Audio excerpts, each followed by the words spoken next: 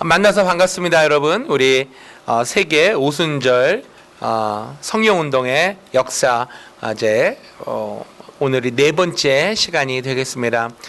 먼저 기도하고 시작하도록 하겠습니다. 살아계신 아버지 하나님 감사합니다. 아버지 하나님, 네 번째 우리 오순절 성령운동의 역사에 대해서 우리가 배우는 시간입니다. 아버지 하나님, 시작부터 끝까지 우리 성령 하나님께서 우리에게 감동을 주시고, 아버지 하나님, 이 마지막 때에 주님께서 성령을 보내주셔서 마지막 늦은 비의 역사를 준비하고 계시는 그 주님의 깊은 뜻을 깨닫는 우리가 되기를 원합니다. 우리가 성령을 경험을 하고 성령의 사람이 되어서 하루하루 삶을 살아갈 때마다 성령님의 놀라운 인도하심과 역사하심을 경험하며 체험하며 따라가기를 원하오니, 오늘 아버지 하나님 이 배우는 시간에도 우리의 마음속에 들어오시고 우리를 감동하시고 우리의 마음을 터치하여 주시옵소서. 아버지 하나님, 오늘 이 온라인을 통해서도 공부하는 많은 학우들에게도 힘을 주시고 용기를 주시고 소망을 주시고 희망을 주셔서 정말 아버지 하나님, 사역하며 공부하며 일하며 힘든 이 이민 생활 가운데 있는 우리 모든 학우들에게 아버지 하나님 소망의 그 닻을 내려주시고 힘찬 희망으로 채워주옵소서. 감사드립니다. 예수님의 이름으로 기도합니다. 아멘. 수업을 시작하기 전에 우리가 먼저 경건의 시간을 잠깐 갖기를 원합니다. 보시면 오늘의 양식이라는 책이에요. 잘 알려진 책인데, 우리가 오늘 날짜의 그 오늘의 양식을 우리가 먼저 경건의 시간을 갖고 수업을 시작을 하도록 하겠습니다. 9월 14일 목요일, 우리의 왕. 오늘의 성구는 사사기 2장 11절에서 23절까지의 말씀인데요. 제가 성경 본문을 읽고 오늘은 우리 김인기 학우님께서 나오셔서 이 한 페이지를 쭉 읽어주시면 감사하겠습니다. 오늘의 말씀은, 그때에 이스라엘의 왕이 없으므로 사람이 각기 자기의 소견에 옳은 대로 행하였더라 라는 말씀으로 우리의 왕이라는 제목의 은혜를 우리가 나누기를 원합니다. 네, 오셔서 요거를 이제 읽어주시면 되겠습니다. 영어도 있고 한국말도 있는데 편한 대로 읽어주시면 되겠습니다. 영어는 아니고. 네. 어디까지 읽는 거예요? 네, 요거 한 페이지만 읽어주시면 네. 되겠습니다.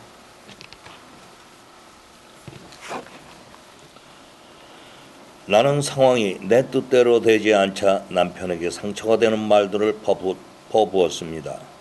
그 후 성령께서 성경 말씀으로 나의 잘못된 태도들을 보여주시는데도 나는 그냥 무시하고 말았습니다.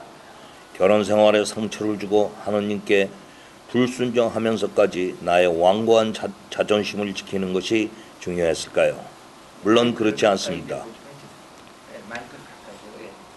그러나 내가 주님과 남편에게 용서를 구한 것은 벌써 많은 상처가 남겨진 후였습니다. 그것은 좋은 충고를 거절하고 나 외에는 누구의 얘기도 들을 필요가 없다는 식으로 살아온 결과의 상처들이었습니다. 이스라엘 백성들도 한때 불순종한 적이 있었습니다. 모세가 죽은 후에 여호수아가 이스라엘 백성들을 약속의 땅으로 인도하여 여호수아의 지도 아래 이스라엘 백성들은 주님을 섬겼습니다. 그러나 여호수아의 그보다 오래 살았던 세대가 다 죽은 후 이스라엘 백성들은 하나님과 그분이 행하신 일들을 잊어버렸습니다. 10절, 그들은 하나님의 지도를 거부하고 죄를 받아들였습니다. 11절에서 15절, 하나님께서 왕의 역할을 했던 사사들을 세우셨을 때는 상황이 나아졌습니다. 16절에서 18절입니다. 그러나 사사들이 죽으면 이스라엘 백성들은 다시 하나님을 배반하였습니다. 자신 외에는 아무 얘기도 들을 필요가 없다는 식으로 살았던 그들은 혹독한 대가를 치러야 했습니다. 19절에서 22절. 그러나 우리는 그럴 필요가 없습니다. 우리는 영원한 통치자이신 예수님을 따르면 됩니다. 주님은 살아계신 심판자이시고 왕 중에 왕이시기 때문입니다. 여기까지입니까? 네. 기도문에 예수님 주님은 살아계신 왕 중의 왕이시며 주 중의 주시고 전능하시며 사랑으로 드리는 우리의 순종과 신뢰를 받기에 합당하신 주님이심을 기억하게 도와주소서. 하나님은 우리가 주의 길을 따를 때 상급을 누릴 수 있는 능력과 특권을 주신다. 네, 감사합니다. 감사합니다.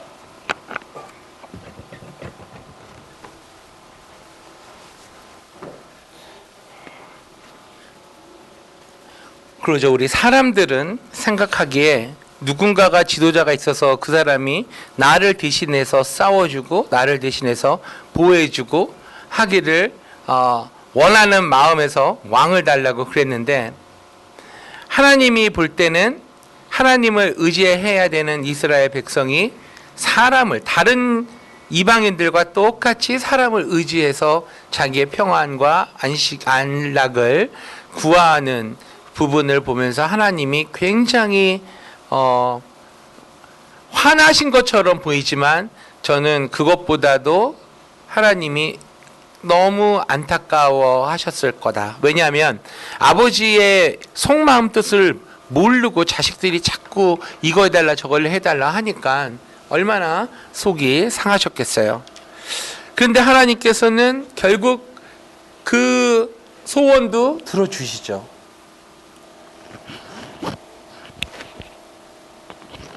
그러면서 하나님이 왕이 되어서 통치하였을 때는 생각지도 못했던 세금과 그리고 군대의 징용, 그리고 그 다음에 자기의 딸들을 궁녀로 데려가고 그 다음에 자식들을 궁의 일꾼으로 데려가는 그런 희생을 치르게 되죠. 정말 호떡한 대가를 치르게 됩니다.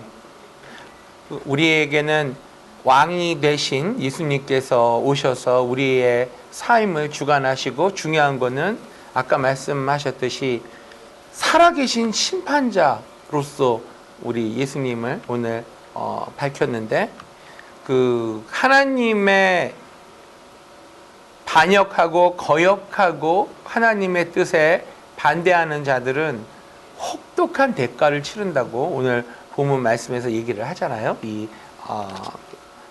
큐티에서. 그거는 제가 생각하기에 지금도 하나님께서 그러한 징벌을 주신다고 생각을 합니다.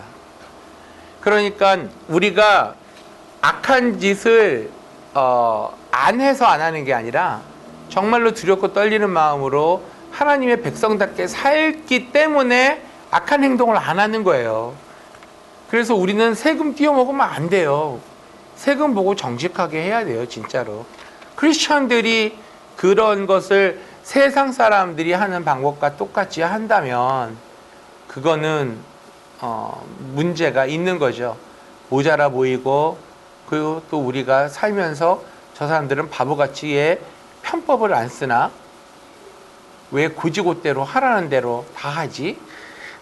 그렇지만은 우리가 불법을 하지 않는 선에서 이러한 삶을 살아갈 때에 우리가 하나님의 영광을 드러내는 빛 대신 주님의 삶을 대신 살아드리는 증거자가 되는 거기 때문에 그렇게 바르게 산다는 것이 굉장히 중요한 의미가 있는 것입니다. 그래서 우리는 거짓말을 해서는 안 되고요. 하지 말라는 건 하지 말아야 돼요. 그리고 동성연애 하면 안 되고요. 성경에서 하지 말라고 했으니까. 예. 그리고 그 외에 도둑질해서도 안 되고요. 이웃의 아내를 탐해서도 안 되고요. 이러한 귀한 성경 말씀은 몇천 년 전이나 지금이나 동일하게 우리에게 적용되는 살아계신 하나님의 말씀임을 기억하고 우리의 왕 대신 예수님만 따라가는 저와 여러분 되시기를 진심으로 축원합니다. 아멘. 감사합니다. 우리가 지난 시간에 통전적인 관점, 오순절 신학의 특징, 특별히 오순절 신학이라고 제가 얘기할 때 조용기 목사님 신학이라고 이해하셔도 돼요. 예. 왜냐하면 미국 오순절 신학을 제가 얘기하는 게 아니니까. 근데 그 오순절 성령 운동이 1900년부터 시작돼서 1958년도에 여의도 순복음교회의 전신인 그 중앙순복음교회가 조용기 전도사님과 최자실 전도사님에 의해서 천막교회로 공동묘지 옆에서 세워진단 말이죠. 그 58년 이후부터 조용기 목사님을 통한 오순절 성령 운동의 대전환기가 일어납니다. 전 세계적으로요. 어마어마한 성령 운동이 일어나는 거예요. 대한민국이라는 지도에서 정말 찾아보기 힘든 나라에서 이 엄청난 성령의 역사를 하나님께서 일으키시는 거죠. 그래서 그 순복음 운동의 역사가 한 교회를 크게 부흥시키는 것뿐만이 아니라 이제는 그것이 전 세계로 일단은 교포들을 전도하기 위한 그러한 방법으로 순복음 교회들이 곳곳에 세워지게 되고, 그리고 이걸 배우러 온 전 세계의 오순절 그 성령 운동하는 그 목사님들이 오셔서 직접 가서 오산리 금식기도원에 가서 금식기도도 경험을 해보고, 그리고 그 가운데서 나타나는 성령의 운동의 역사도 체험하면서 이들이 다시 자기 나라로 돌아갔을 때에 그 한국 여의도 순복음교회에서 배워왔던 그러한 모든 그 목회의 원리들을 적용을 함으로 부흥하는 교회가 막 생기기 시작해요. 그게 70년대 후반 80년대에 일어났던 사건이거든요. 제가 직접 경험한 한 교회는 샌호세에 있는 주빌리 철치라는 교회가 있어요. 지금은 개척을 한 레리 목사님의 아들이 이제 그 교회를 이끌고 있는데, 그 주빌리 철치는 우리 찬양 사역자로 유명한 란 커널리 흑인 목사님이 섬기는 교회고, 그 교회 찬양 인도자였죠. 전 세계적으로 유명한 란 커널리 목사님의 홈철치인데 백인 담임 목사님이세요. 그분이. 제가 94년도에 오클랜드에 있는 신학교에 다닐 때 그 교회를 방문을 해서 그 스토리를 들은 적이 있는데, 그 교회가 그때 당시에 그 목사님이 어디서 굉장한 그 용기와 도전을 받고 그 교회가 그때 당시에 10,000명 교회였어요. 미국 교회로 그때 당시에. 그런데 이 길 들어보니까는 한국에 가서 가서 금식 기도하면서 조용기 목사님이 구역을 어떻게 운영을 하는가, 그러니까 지금으로 말하면 가정교회를 어떻게 세우는가, 그 리더들을 어떻게 세우는가를 이분이 거기서 열심히 배우고 익히고 와서 미국 샌호세에 와서 자기 교회에 접목을 시킨 거예요. 적용을. 그랬는데 그때부터 폭발적인 부흥이 일어난 거죠. 그 교회도. 그래서 그때 당시에 10,000명이었어요. 지금은 잘 모르겠어요. 그렇듯이 이 미국 목사님들한테 굉장한 영향력을 조용기 목사님이 끼치게 됩니다. 그래서 지금은 지난 60년간의 사역이 목회적인 차원에서의 영향을 미쳤다면, 이제는 그 조용기 목사님의 제자들이 신학적으로 그것을 정립을 하는 작업 과정 가운데 있기 때문에 이제는 그분의 사역을 신학적으로 정립해서 오순절 신학이라는 이름으로 앞으로의 오순절 성령운동 가운데 큰 역할을 감당해야 되는 그런 과제가 우리들한테 있는 거죠. 그러니까는 조용기 목사님이라는 사람의 초점을 맞추는 게 아니라 하나님이 그분을 어떻게 들어섰는가 하는 사역에 초점을 맞춰서 우리가 관점으로 보면, 사람으로 볼 때는 흠 있고 부족하고 더럽고 추악한 밖에 안 보여요. 사람 뒤집어 보면은 죄밖에 더 있나요, 우리가? 그러니까 그거를 우리가 보는 것이 아니라, 우리 학교의 이제 설립자이시지만 하나님이 그분을 어떻게 썼는가라는 그 긍정적인 부분과, 그리고 우리가 배울 점을 받아서 그 다음 세대에 우리가 어떻게 역할을 이어나갈 수 있도록 다음 세대들에게 전해주는가, 그게 이제 우리의 사명입니다. 근데 한 가지 분명한 것은 오순절 성령운동에 미국에서 1900년대에 그때 이제 불씨가 당겨졌다라고 우리가 보지만 지난 시간에 배웠듯이 그 이전부터 냄비가 끓기 이전에 물이 끓는 조짐이 보이잖아요. 그러니까 오순절 성령 운동 그 역사가 1900년 그 켄터키 토페카에 있는 베델 성경학교에서 일어나기 이전에 벌써 부글부글 이 불은 끓고 있었던 거죠. 성령님께서 20세기에 어떻게 세계를 역동적으로 성령의 역사를 일으킬 것인가에 대한 하나님의 계획 가운데 그런 조짐이 보였다가 그것이 터지기 시작한 게 1900년도와 그 다음에 그 이후에 1906년도인가요? 아주사 부흥 그 조지 윌리엄 시모어 목사인가요? 윌리엄 시모어보다 그 목사님에 의해서 시작이 되는 겁니다. 우리가 지난 시간에 아주사 스트리트 운동에 대해서 잠깐 봤었나요? 아니면 거기까지 했었나요? 제 기억에는 그 전까지 했던 것 같은데 앞으로 그 윌리엄 시모어 목사님에 관한 거는 우리가 한 번 더 다룰 기회가 있을 거예요. 특별히 아주사 부흥이라고 일컫는. 그리고 제가 오늘 여러분과 잠깐 지난 시간에 우리가 배웠던 그 통전적인 신학적인 관점, 과연 통전적이라는 게 무엇인가, 그 말이 도대체 무엇을 의미하는가에 대한 이해를 조금 더 하기 위해서 제가 그 설명을 좀 더 하고 지나가기를 원합니다. 그러니까 지금 얘기하는 거는 오순절 역사에 대한 얘기라기보다는 1958년 이후에 막대한 영향력을 미쳤던 조용기 목사님의 그 오순절적 관점의 신학을 제가 먼저 앞 시간은 강의를 하고 그리고 뒷부분으로 가서 그런 역사에 대한 얘기를 조금 더 해보기를 원합니다.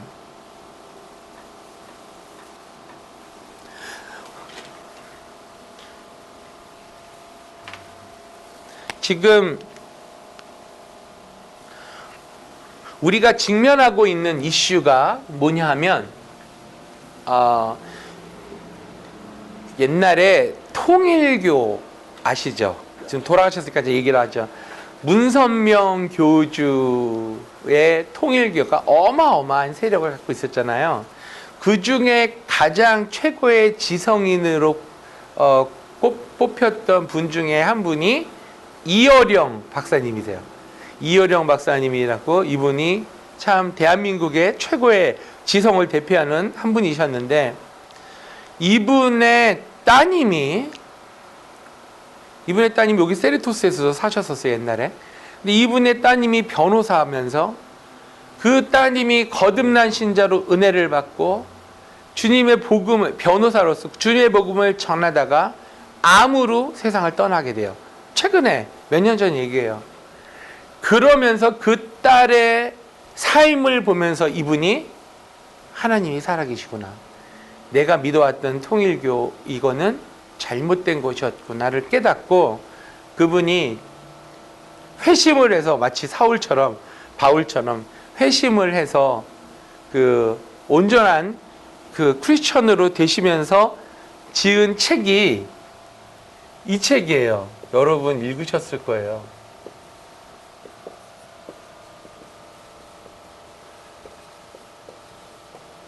지성에서 영성으로.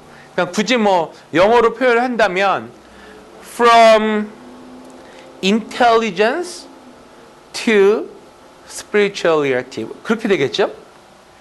지성에서 영성으로. 중세기를 거치면서 우리 영성, 신학이라는 부분, 하나님이라는 그 부분에 대해서 우리는 이성적인 사고를 바탕으로 한 지식인들에 의해 심각한 도전을 받게 됩니다. 중세에 물론 교권의 타락과 그리고 중세교회의 여러 부작용도 있었지만, 중요한 거는 우리가 2R이라고 그러는데, 서양사에서 가장 큰 변혁이 일어난 게 두 가지예요. 2R. 첫 번째는 종교개혁. 우리가 올해 종교개혁 500년이죠. 개혁, 리포메이션을 하고, 두 번째는 르네상스라는 거죠. 이건가요? 스펠링이 잘 기억이 안 나네. 죄송합니다. 르네상스, 문예 부흥, 사람으로 돌아가자. 그러니까 간단히 말하면 하나님 중심이었는데 중세 시대에선 그게 아니라 사람이 중요하다. 르네상스. 그래서 여기서 사람에 대한 연구와 인문이 발달이 하게 되는데 인본주의가 이제 대두가 되는 거죠. 하나님 신본주의 사상에서 인본주의 사상으로 모든 종교 철학과 사상과 문화와 그 모든 관점들이 하나님 중심에서 이제는 사람 중심으로 가야 된다가 르네상스예요. 하나님에서 사람으로, 사람. 그러면서 종교개혁이 일어나면서 카톨릭 교회의 여러 폐단들을 마틴 루터가 95개인가요? 반박문을 딱 박으면서 로마서에 근거해서 믿음으로 우리가 이신칭의 믿음으로 의롭다함을 받는다. 도전을 딱 한 거죠. 원래 마틴 루터는 카톨릭을 개혁을 하고 변화를 시키기 위한 운동의 일환으로 시작을 했는데 카톨릭에서 완전히 이 사람 봐라, 이 친구 완전히 이거는 교권에 막 도전을 하고 권위에 도전하고 하면서 이 사람을 탄압을 하게 되니까 이게 생각지도 않게 방향이 카톨릭 내부 교회의 발전을 위한 방안이 이 교회를 완전히 개혁을 해버리는 결과로까지 번지게 된 거죠. 근데 원래 마틴 루터는 사제로서 그럴 마음이 전혀 없었어요. 카톨릭 교회를 뒤집겠다 그런 마음이 없었어요. 초창기에는. 근데 어쨌든 근데 제가 말씀드리고 싶은 거는 이 투알이 그렇게 대두가 되는 게 뭐냐면 지성, 사람의 인텔리전스한 게 중요하다 이거죠. 여태까지는 그거를 무시하고 살았는데 중세 시기에는. 그런데 이어령 교수님은 책을 지성에서 영성으로 라는 거를 쓰면서 다시금 하나님께로 우리가 돌아가야 된다는 것을 주의를 환기를 시켜주죠. 제가 이제 질문을 드리고 싶은 게 뭐냐면 그렇다면 과연 지성은 뭐고 영성은 뭔가요?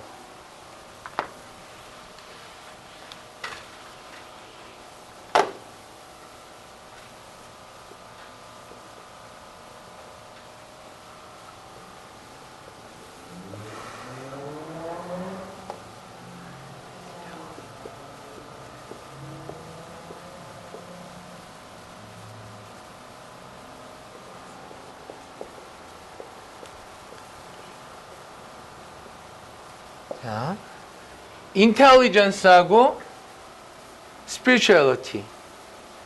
지성은 우리가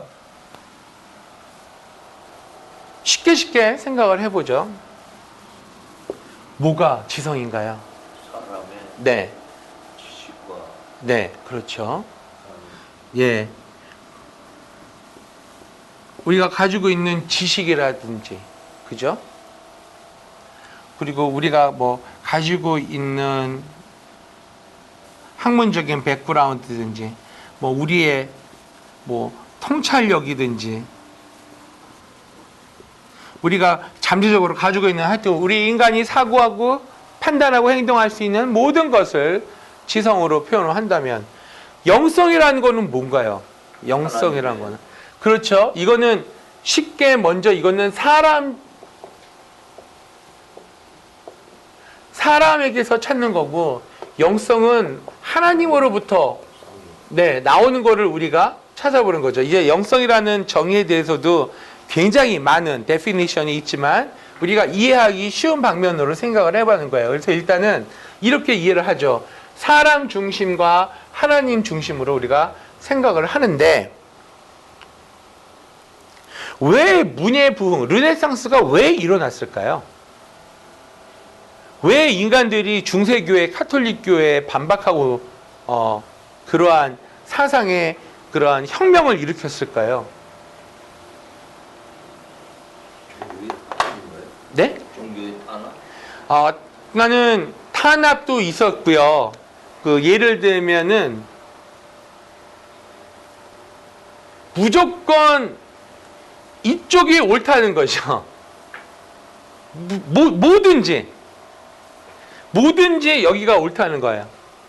그러니까는 더 말하면 뭐든지 하나님이 옳죠. 근데 문제는 하나님이 옳다라고 하면서 내세우는 주장들이 이쪽 교계에 있는 사람들이 자기가 해석해서 내놓은 그러한 디테일들일 거 아니에요. 그러니까는 이 부분이 어떠한 역효과를 냈냐 하면은 자기들이 세운 기준이 하나님의 그거라고 하면서, 그러니까 꼭 마치 유태인들이 율법의 해석을 내놓으면서 그거를 적용하기 위해 내놓은 것들이 예수님이 볼 때는 쓰레기 같은 것들로 돼버린 그런 현상이라고 생각을 합니다. 그러니까 여기도 마찬가지예요. 그러니까 이런 기준들이 무조건 옳다는 거니까 우리 사람이 가지고 있는 어떤 자유에 대한, 자유라는 것은 생각의 자유, 사상의 자유, 그리고 또 그 외에 모든 인간이 하고자 하는 그런 욕망에 대한 자유조차도 인정이 안 되는 거였죠. 네. 그리고 인권이라는 것도 생각을 해볼 수 있는 게, 중세 시대의 카톨릭 교회와 더불어 가장 그 드러났던 특징이 뭐냐면은 봉건 영주제라는 지배 체제입니다.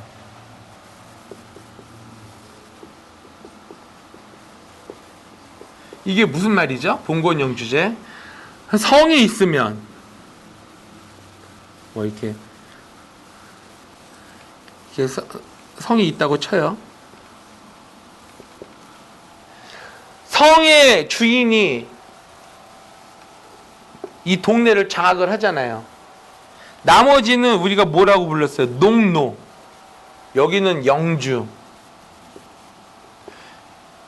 죽도록 이래서 먹고 살기도 힘든 것만 남겨놓고 이 사람이 다 가져가잖아요. 인권도 없죠. 인권은 무슨 인권이야, 이런데.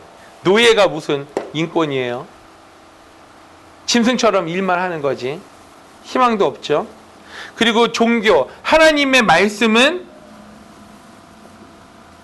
꼭 사제들을 통해서만 전파가 되는 거고, 이 사람들은 하나님의 말씀이 알고 싶어도 책도 얻을 수 없고 책 읽을 줄도 모르고 들을 수 있는 기회도 없고, 왜냐하면 라틴어로만 해야 되니까. 영어로는 그런 게 된 성경책이 없었죠. 예를 들면 영국에서는.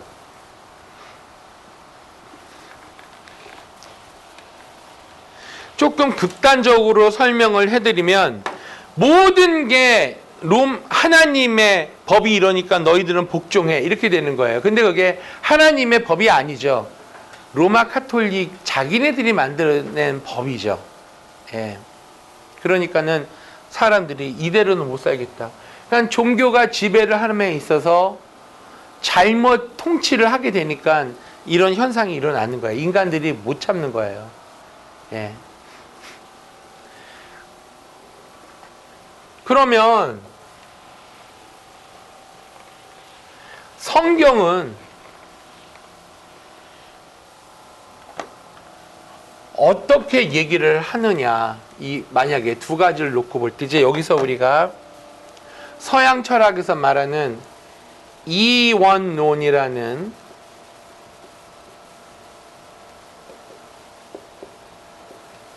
사고방식의 방법론에 우리가 이제 접근을 하게 됩니다. 그게 뭐냐면, 이원론은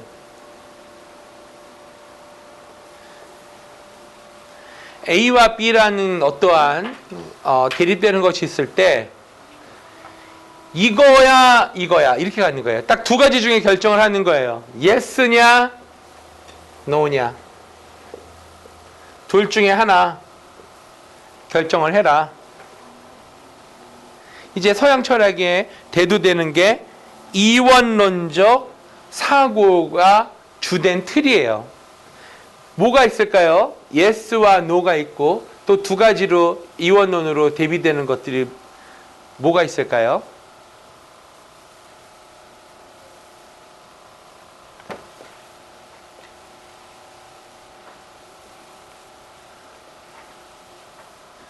철학에 있어서 가장 큰 이슈 중에 하나가 선과 악. 무엇가 선이고 무엇이 악이냐. 네. 그래서 이걸 이제 영어로는 dualism. 그러니까 중세 시대에서는 이원론적인 사고의 틀로 모든 거를 이 사람들이 지배를 한 거예요. 그 카톨릭 교회가. 다 이원론적이에요. 카톨릭을 안 따르면 뭐예요? 악이라는 거죠. 근데 지네들 말 안 따른다고 악이에요? 아니죠. 그런 독재적인 발상이 어디 있어요. 근데 그렇게 천년의 세월을 살았다는 거죠. 하나님의 말씀이라는 어떤 그걸로 완전히 포갑을 한 거죠. 그러니까는 이 중세시대 로마 카톨릭 교회가 이거는 완전히 히브리인들의 그거하고는 완전히 다른 사고방식이에요. 이원론. 왜냐하면 헬라 철학에서, 그리스 철학에서 나온 거니까. 선과 악의 개념, 이원론적인 것, 예스냐, 노냐. 그래서 이거를 이 헬라 사람들, 헬라 철학의 이원론을 이 관점, 우리가 지금 관점에 대해서 계속 얘기하고 있는 거예요.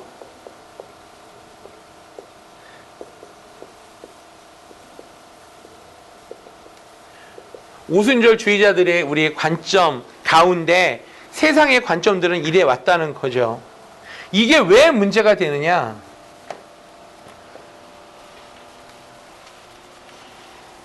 이원론적인 사고를 하는 이 생각의 프레임을 가지고, 틀을 가지고 하나님을 거기다가 갖다 대고 바라보는 거예요. 그 관점으로.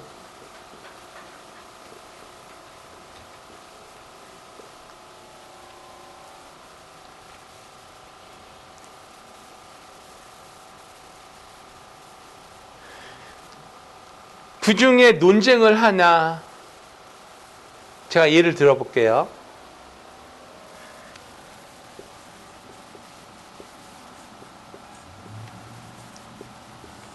예수님이 계시잖아.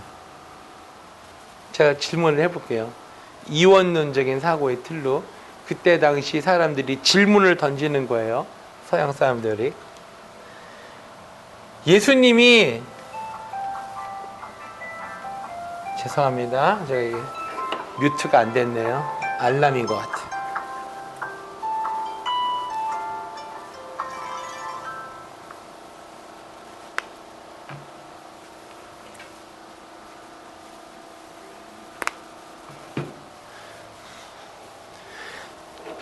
예수님이 하나님이냐 인간이냐?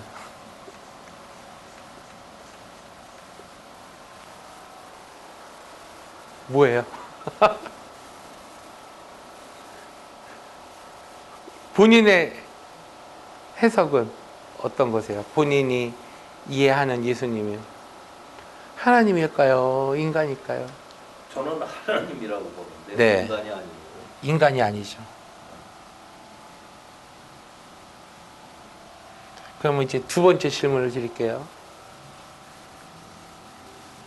십자가에서 예수님이 못 박혀 죽으셨을 때 예수님은 인간으로서 달려 죽으셨나요? 하나님으로 달려 죽으셨나요? 그거는 인간으로 달려 돌아가신 것 같은데. 그러면 처음에 말씀하신 거하고는 다른데요. 처음에도 하나님이셨고 여기서는 인간으로 달려 돌아왔잖아요. 하나님으로 돌아가셨다. 예, 그게 이제 충성스럽게 이원론적인 관점에서 보신 거예요. 네. 하나님이면 하나님이지 어떻게 인간이 되냐. 그죠? 초대교회 때 이 논쟁이 엄청 있었어요. 그런데 여기서 이제 심각한 문제를 우리가 하나 발견할 수 있는 게, 예수님이 인간이 아니었다면 우리는 성경에 있는 모든 게 다 거짓말이 돼요. 우리의 죄가 용서함 받았다는 게 다 거짓말이 돼요. 어떻게 인간이 아닌 분이 인간의 죄를 다 짊어지고 십자가에서 돌아가셨냐고요. 그러니까는 그 이원론적인 사고방식에 우리가 어려서부터 세상의 지식과 또 학교로부터 우리가 배웠잖아요. 그게 얼마나 우리의 정신 구조를 지배하는지를 쉽게 나타낼 수 있는 그런 지금 우리 답변을 해주셨어요. 저 역시도 그랬어요. 저 역시도 맨 처음 예수님 믿고 그 다음에 신학을 공부하기 전까지는 가장 큰 문제가 어떻게 하나님이면서 인간이 되느냐, 이게 안 믿어지기 때문에 하나님 앞으로 나오지 못하는 지성인들, 특별히 지성인들, 자기들이 굉장히 인텔리젠틱한 사람이라 생각하는 사람들이 예수님 앞으로 못 나오는 이유 중에 큰 하나가 이거예요. 어떻게 하나님이면서 인간이 되느냐. 이제 이거는 인간으로서는 정확히 이해할 수 없는 하나님의 신비죠. 하나님의 신비. 근데 왜 하나님의 신비가 우리에게 필요했냐면, 우리가 살기 위해서는 하나님의 신성을 가지고 죄가 없는 DNA를 가지고 이 땅에 와서 우리의 죄가 없는 사람이 담당했기 때문에 그 죄가 없어지는 거예요. 그러니까 죄인이 죄를 담당한 게 아니라 하나님으로서만이 그 죄를 담당했기 때문에 사탄의 권세인 사망이 깨져버린 거죠. 그러니까 요즘 표현으로 하면 신의 한 수죠. 왜냐하면 사탄은 알고 있었을 거예요. 이 죄는, 하나님을 거부하고 거역한 이 죄는, 아담이 하나님을 거역하고 이브가 하나님을 거역한 죄는 사람으로서는 누구든지 해결할 수 없다는 것을 사탄이 알고 있었죠. 그런데 기가 막히게 하나님은 자기 아들을, 하나님의 아들이니까 하나님 DNA예요. 이분을 성령으로 여자의 뱃속에, 자궁 안에 잉태시켜서 사람이 되게 태어나게 하신 거죠. 사탄도 생각지도 못한 방법이었죠. 그러니까는 그 아기 예수가 그때부터 아차 싶어서 그렇게 이 예수를 죽이려고 했는데 못 죽이잖아요. 예수님이 결국에는 십자가 위에서 달려 돌아가심으로 자기의 사명을 다 하셨죠. 그러면 이게 이원론적인 사고의 틀로 이해가 안 되는 거죠. 왜 안 되냐? 어떻게 하나님이면 하나님, 인간이면 인간이지 하나님이면서 인간이 되느냐? 그런데 결과는 역사적인 그 하나님의 대답은 어떤 것이에요? Why not? Because I'm a creator. I'm only one God. 내가 유일한 하나님인데 내가 이렇게 만들었잖아. See? 사람으로 태어나서 이게 됐잖아. 마리아, she doesn't know. 남자의 그거를 모르는 사람이었는데. 그러니까 이게 하나님의 신의 한 수라고 우리가 보는데, 이원론적인 관점으로 볼 때는 이게 이해가 안 되고 해결이 안 돼요. 그러니까 인간의 이성은, 인간의 지성으로서는 하나님의 이 원대하신 뜻을 이해를 못해요. 오직 한 가지, 하나님의 성령님께서 우리에게 오셔서 깨달음을 주었을 때 이게 믿어지는 거죠. 네. 그러면 그것이 영성으로 연결이 되는 건데, 여기서 중요한 거는 이원론이라는 것을 극복할 수 있는 사고의 틀, 그 프레임은 뭐냐? 우리는 이원론으로 세상을 바라보는 시각을 갖는 것이 아니라 여기서 대두되는 것이 우리는 통전적인 시각으로, 관점으로 봐야 된다.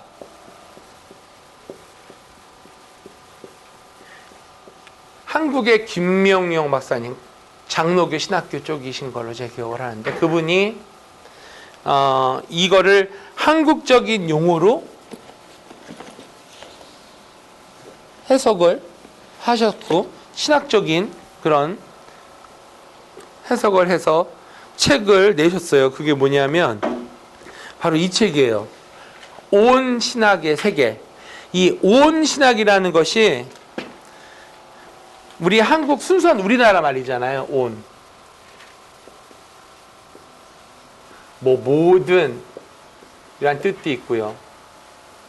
그 다음에 또 전체, 그런 거를 뜻하는 건데, 온 신학이 바로 이 통전적인 관점으로 신학을 본 순수한 우리나라 말이에요.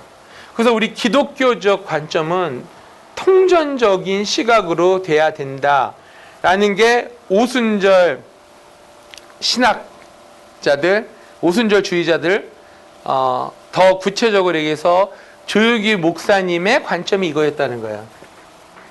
그러니까 조유기 목사님이 통전적인 시각으로 바라봐야 됩니다라고 말은 안 하셨어요. 제가 생각하기에는. 그런데 그분이 설교와 해석과 삶을 우리가 들여다봤을 때에 그것을 한마디로 표현하면, 이분이 바로 통전적, 영어로 holistic한 perspective, holistic perspective로서 세상을 바라보셨구나. 하나님이 바라보시는 시각은 바로 이 관점이었구나. 이제 그거를 주장을 한다는 거죠. 그래서 이 통정적인 방법론이라고 우리가 얘기를 하면서, 통전적인 방법론이라는 게 뭐냐 하면은, 영어로 얘기한다면 both A and B, 두 가지를 다 포함한다. 그런데 이제 이 포함한다는 얘기가 이해를 잘해야 돼요.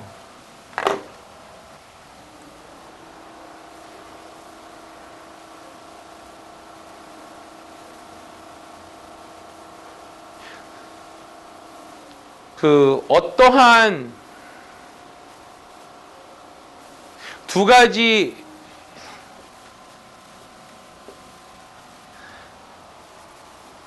물질을 그냥 섞는다는 개념이 아니에요. 혼합하고 믹스한다는 거, 그 다음에 그것을 이제 멜팅한다, 뭐 그런 표현도 아니에요. 통전적인 방법론, 홀리스틱이라는 표현은 어떤 거냐면,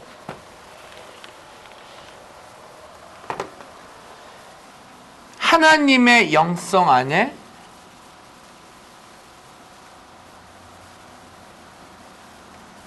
지성을 품어 안는다는 것이죠. 이렇게 바라보는 시각이 통전적인 시각이라는 거예요. 영성이 있고 지성이 바깥에 있으면 이원론이 되는 시각의 사고의 틀인데, 우리는 그게 아니라 인간의 지성을 하나님의 영원한 영성으로 품어 안는다. 그러한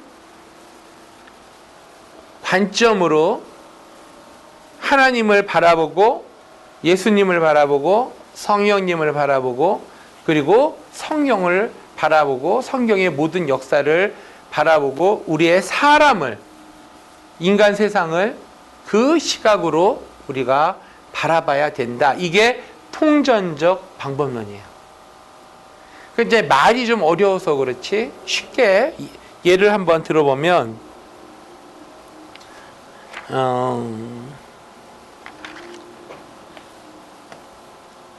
우리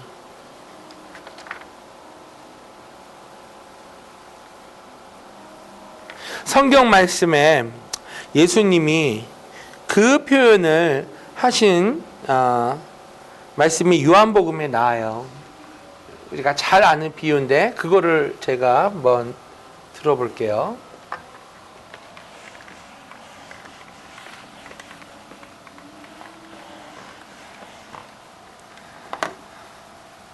예수님이 요한복음에서 이런 말씀을 하시죠. 포도나무의 비유를 하시면서 나는, 예수님은 뭐예요? 포도나무. 나는 포도나무요, 너희는 가지니. 그죠? 너희가 내 안에, 내가 너희 안에. 나무는 이 나무는 예수님이라면 우리는 그분에 접붙여져 있는 가지란 말이죠. 거기서 빠져나온 가지라는 거예요. 누가? 우리 인간이. 이원론적인 사고의 틀로 보면 branch is a branch. 그죠? 그리고 나무는 나무예요. 그런데 예수님이 말씀하신 것은 no, no, no, no. 내가 나무고 사람은 가지라니까. 그 말이 뭐예요? 그러면서 너희가 내 안에 있고 내가 너희 안에 있고 우리는 연결되어 있다는 거죠.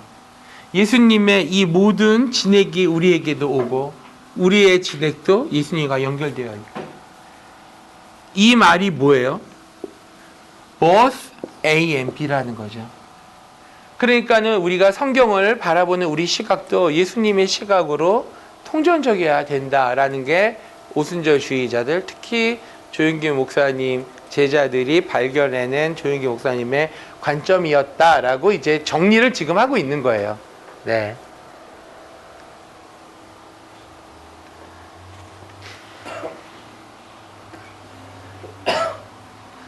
그래서 이제 지성과 영성으로 우리가 예를 들어서 통전적인 거라는 것을 우리가 이해를 해봤는데, 이제 여기에 이해를 돕기 위해 제가 한 가지 더 예를 들어보겠습니다. 지금 우리 요거 하고 있어요. 관점. 우리 지난 시간에 잠깐 이 얘기를 했었던 건데, 제가 두 가지 큰 성경 해석상으로 갈라진 교단이 있다 그랬죠. 개신교 얘기예요. 대표하는 거예요.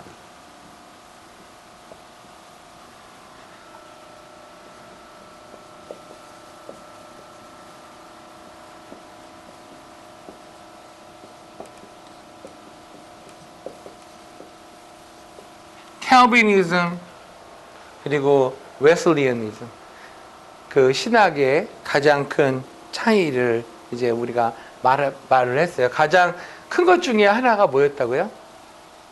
여기는 구원에 있어서 오직 믿음. 여기는 오직 믿음, 거룩한 삶을 살면서 그거를 말로 표현하면 행함이 있는 믿음.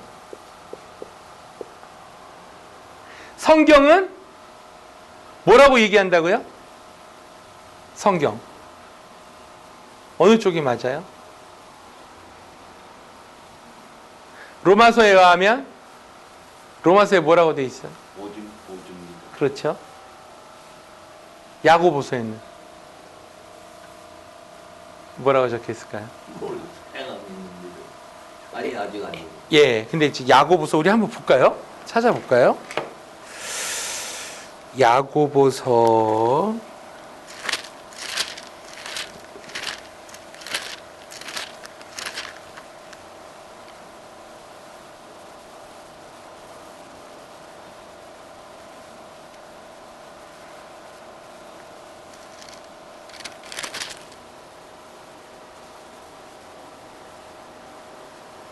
1장에 이제 보면요.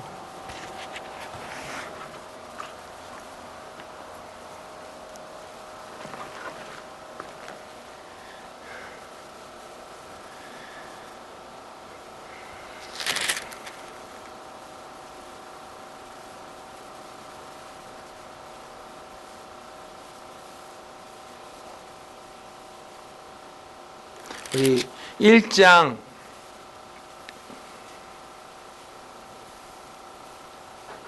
22절 말씀을 보면 이런 말씀이 있어요. 너희는 도를 행하는 자가 되고 듣기만 하여 자신을 속이는 자가 되지 말라. 누구든지 도를 듣고 행하지 아니하면 그는 거울로 자기의 생긴 얼굴을 보는 사람과 같으니 제 자신을 보고 가서 그 모양이 어떠한 것을 곧 잊어버리거니와. 이제 1장부터 야고보 이 서를 기록한 기자가 적는 거예요. 듣기만 하고 행하지 않는 게 그게 무슨 믿는 자들이 한다는 얘기냐. 그러면서 이제 2장에 넘어가면서 이제 더욱더 그 강도가 강해져요. 14절 말씀. 내 형제들아, 만일 사람이 믿음이 있노라 하고 행함이 없으면 무슨 이익이 있으리요? 그 믿음이 능히 자기를 구원하겠느냐. 그래서 26절에 가면 영혼 없는 몸이 죽은 것 같이, 아주 무시무시한 말씀하세요. 영혼이 없는 몸은 죽은 거다. 행함이 없는 믿음은 죽은 것이니라. 그죠? 그러면 이제 로마서하고 완전히 대비가 되는 거예요. 야고보서 2장 말씀이. 그래서 우리의 신학을 바라보는 관점도 이렇게, 장로교는 오직 믿음이에요. 맞죠. 로마서, 바울. 그러니까 루터가 야고보서를 그렇게 없애려고 했어요. 왜냐하면 이 반대되는 말이잖아요. 오직 믿음으로 안 되잖아요. 행함이 있는 믿음. 카톨릭에서 자주 주장했던 것 중에 하나처럼 더 들리니까. 그런데 성경은 어떻게 얘기해요? 두 가지 다 얘기하죠. 그래서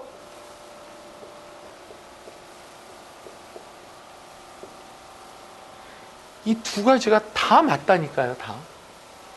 다 맞는데 나는 이쪽만 할래 목숨 걸고 있는 사람들이고 나는 이쪽만 할래 하고 목숨을 걸고 있는 거죠. 그런데 두 가지가 다 맞는다면 어느 쪽이 더 큰 거예요? 통전적 시각으로 볼 때 이쪽이 더 크죠. 그러니까는 오직 믿음 맞다니까. 그러면서 오직 믿음인데 이 믿음을 우리가 행함으로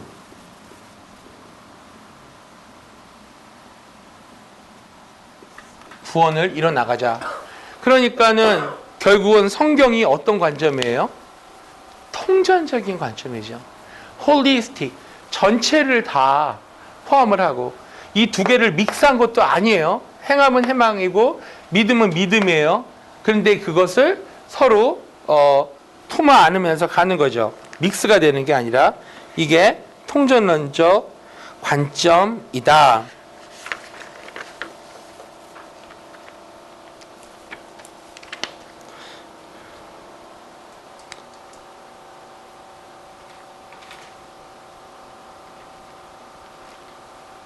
교회를 우리가 예를 들어서 이 통전론적 관점을 조금 더 이해를 해보겠습니다.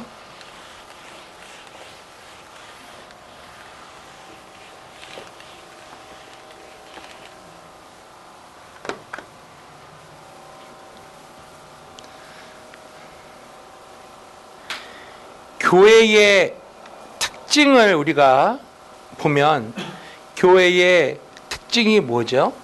우리는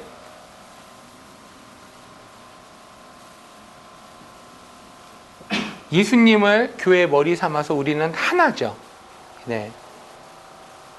그리고 교회의 특징적인 것이 뭐예요? 교회는 예수님의 지체들이 모여서 사는 공동체이기 때문에 거룩해야죠. 그러면서 교회의 특징은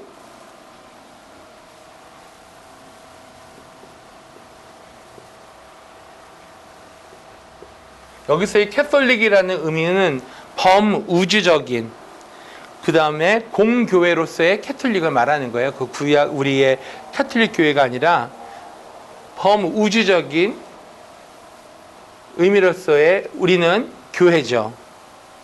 내 교회만 전부가 아니죠. 그리고 또 한 가지 특징은 사도적인 보내심을 받은 자들이 세우는 것이, 누군가 보내줘야 아폴리스틱, 사도적으로 누가 보내줘야 교회가 세워지죠. 이 네 가지 특징이 있는데 1, 2, 3, 4 교회의 이 속성을 볼 때 이원론적인 사고의 틀로 보면 이 중에 한 가지만 하면 되는 거잖아요.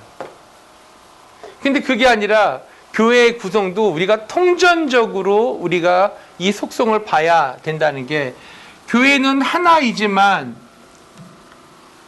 전 세계에 있는 모든 교회는 예수님 안에서 또 하나죠. 우리 지역교회는 하나지만 전체의 예수 그리스도를 믿는 교회로 볼 때는 하나란 말이에요. 그 다음에 교회는 거룩하죠. 근데 이 거룩성이 개개인도 거룩해야 되지만 교회 전체적으로도 거룩해야 되죠. 그리고 교회는 누군가 보내심을 받아야 교회가 세워지잖아요. 근데 세워지는 교회도 범우주적인 교회여야 되고 로컬에도 충성해야 되는 교회가 되어야 되고, 그리고 거룩해야 되죠. 하나면서도 이 하나인 교회에서도 파송을 하는 자가 있어야 또 교회가 생기게 되죠. 이렇듯이 교회의 속성을 보더라도 하나님이 우리에게 원하시는 거는 하나만 해, 그게 아니에요. 그렇죠? 다 포함해서 아우르면서 통전적으로 가자는 거죠. 홀리스틱 퍼스펙티브가 여기서도 적용이 되는 거예요. 그래서 이제 제가 통전적인 사고의 틀을 가지고 우리가 봅니다. 아니면 통전적인 관점으로 우리가 이거를 바라봐야 됩니다 하면은 무슨 말인지 이해가 이제 조금 되시죠? 네, 이 강의가 끝날 때쯤 돼서는 통전적이라는 것에 정확한 개념이 이제 정립이 딱 되실 거예요. 질문 있으신가요? 오늘은 질문이 없습니다. 쏙쏙 들어와. 예, 그럼 우리 잠시 쉬었다가 예, 우리 다음 강의 진행하도록 하겠습니다. 제 그림을 잘 못 그려서 죄송합니다. 우리 교회에서 하는 일 중에 중요한 것들을 한번 얘기를 한번 해보죠. 교회에서 우리가 어떻게 사역들이 나눠져서 지금 모든 목사님들이 대부분 사역을 하시죠? 교회에는 어떠한 사역 부서들이 있나요? 전도가 우선. 그렇죠. 전도. 제가 그거를 미션이라고 얘기해도 되나요? 선교. 네. 그리고요.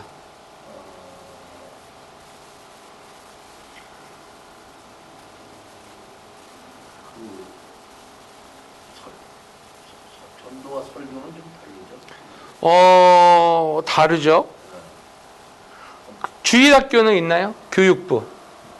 주일학교. 교회학교에 교육이 굉장히 중요하죠.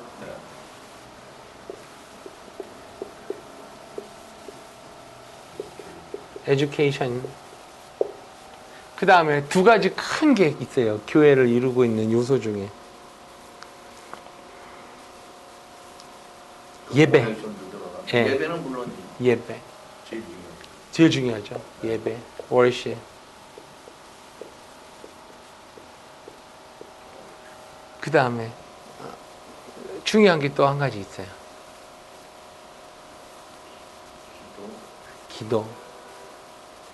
그리고 월십, 네, 예배. 네. 뭐 설교도 worship 안에 들어갈 수 있죠. 한 가지가 뭘까요? 네. 우리가 이웃을 어떻게 하라 그랬죠? 이웃을 사랑하라. 사랑하고 어떻게 해라? 섬기라고 하죠. 네. serving. 그러면 교회의 큰 기능이 전도와 선교, 교육, 예배, 그 다음에 섬기는 거 봉사라고 해도 되고 구제라고도 해도 되죠. 섬김.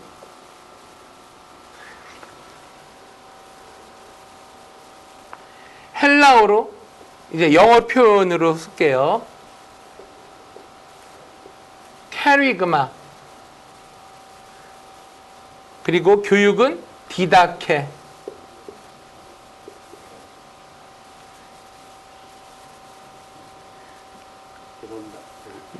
네네네, 괜찮습니다. 그 다음에 월십은 리투기.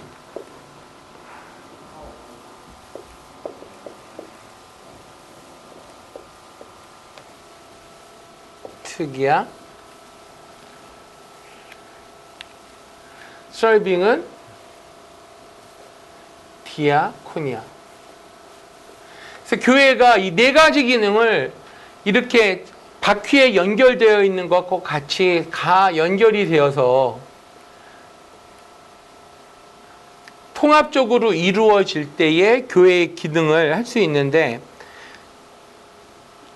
위에 있는 두 부분은 눈에 보이는 거죠. visible. 구제와 섬김과 전도의 선교는 이거는 눈에 보이는 거고, 예배와 이 교육하는 부분은 눈에 안 보이죠. 그런데 이 네 가지를 하나로 통합을 해서 중심을 딱 이루고 있는 사역이 하나가 있어요. 교회. 믿음. 네. 믿음도 들어가 있는데 한국말로 하면 교제. 영어로 fellowship. 그죠? 그리고 우리가 헬라어로는 코이노니아.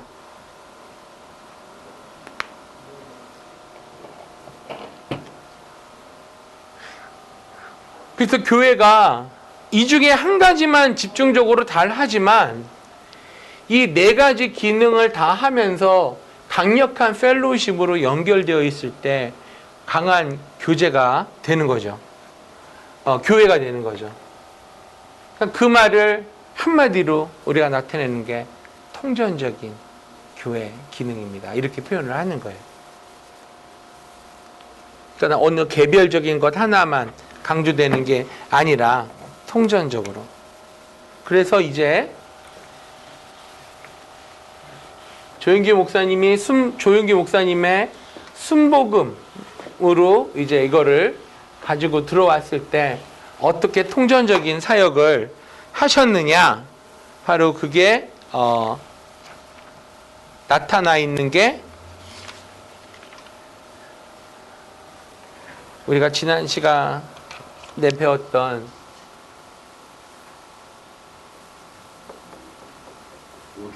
오중복음과 사중인가요? 네. 삼중 축복. 또 사중복음도 있었죠. 삼중 축복은 뭐라고요? 영혼육이 잘 된과 같이. 네. 범사에 잘 되고 강건케 되기를 원하노라. 오중복음. 자, 5가지 이제 그렇죠. 성령, 네. 신유, 네. 계류, 네, 축복. 그렇죠. 그랬습니다. 100점. 산중축복. 영, 영혼육. 네. 영혼육이 장대는 축복.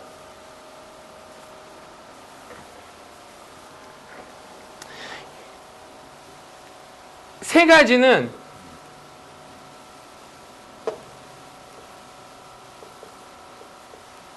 내세에서 지금 우리가 살고 있는 현재에서 우리가 받는 복이죠. blessing이죠. present blessing이라고 할 수 있을까요? 그렇죠.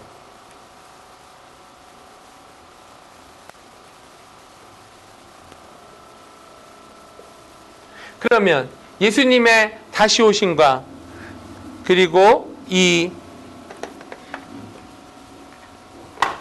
예수님의 다시 오심은 future blessing이죠.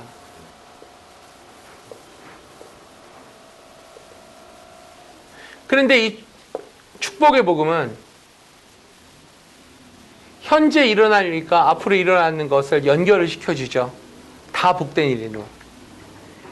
그러니까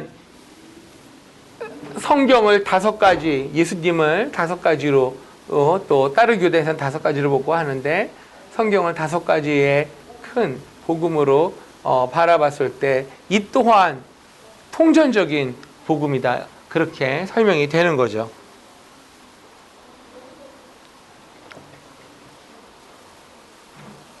그래서 5중 복음과 3중 축복 안에서 벌써 통전적인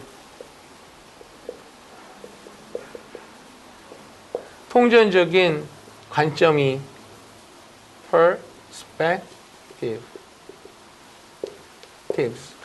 보인다는 거죠. 조영기 목사님의 평생의 신학 안에서.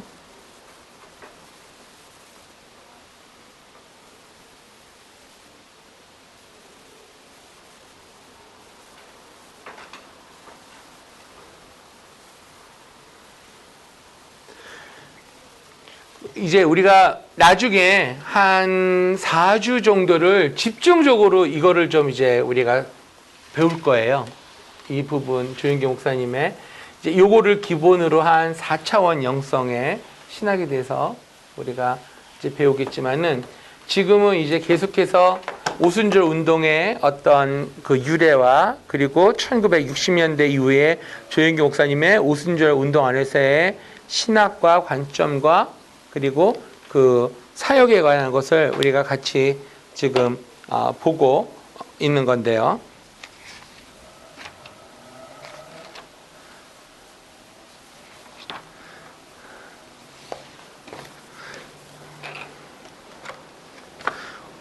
이제 오늘 실러버스 상에 나와 있는 우리가 오늘 다뤄야 될 그 과목은 펜타코스털 허미뉴릭스예요. 허미뉴릭스는 성경 해석. 그다음 호밀레릭스는 설교. 이게 비슷해요, 말이. 이제 우리 그 신학관에 있는 말인데 이제 제가 그 총정리를 한번 이제 하고 오늘 우리가 공부할 강의로 넘어가겠습니다. 총정리. 오순절 신학에 우리가 그 가치를 한번 그 살펴보고 다음 강의로 넘어갑니다. 왜냐하면 이렇게 연결이 되세요. 제가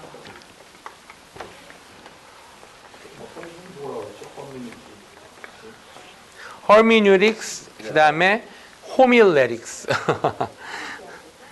네. 허미뉴릭스는 성경 해석학. 네. 호밀레릭스는 설교학. 네, 제가 오순절의 가치의 시스템이라 할까요? 하여튼 오순절 성령 운동의 가치가 어디 있느냐, 가치 체계에 대해서 우리가 정리를 하고 이제 넘어가기를 원합니다. 첫 번째는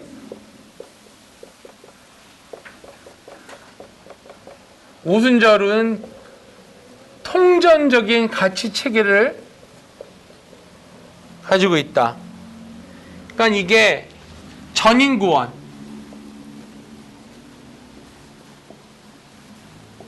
holistic salvation, 전인 구원이 뭐를 구원한다는 거죠? 영혼육을 다 구원한다는 거.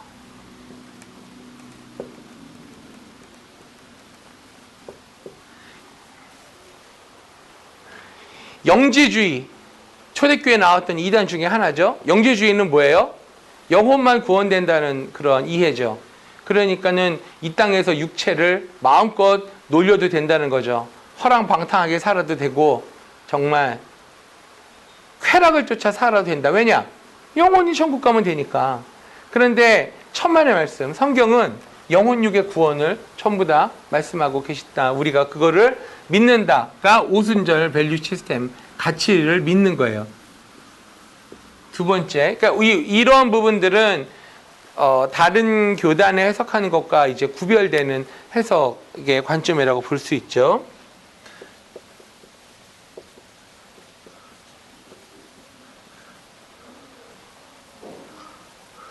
두 번째는 경험적인 가치체계예요. 이거는 무슨 말이냐면 사도행전 2장 1절에서 4절까지의 말씀. 우리 한번 찾아볼까요? 사도행전 2장 1절에서 4절 말씀.